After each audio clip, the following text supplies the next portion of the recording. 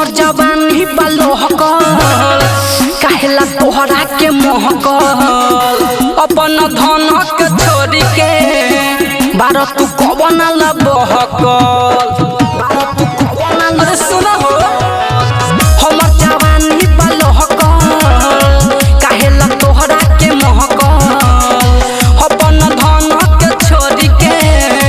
बार तू कवन ला बहकल बाटे पैसा त रही उपास ए भतरू केतनो तू उड़वाया बाकी करब में हरिए के आस ए भतरू केतनो तू उड़वाया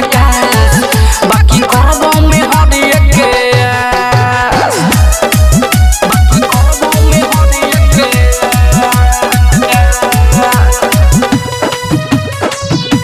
ए भतरू केतनो तू उड़वाया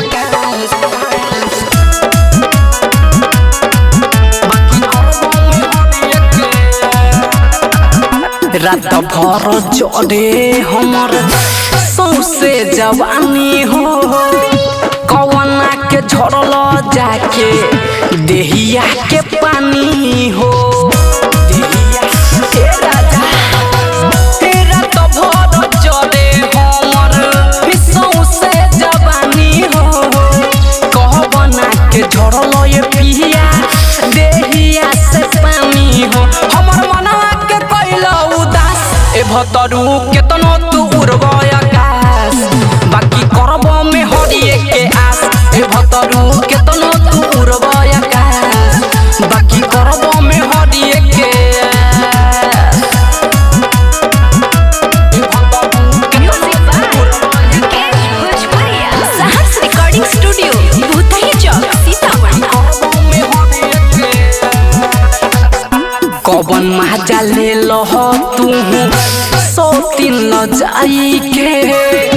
उहे माजा हमहू देहब भीरी सटाई के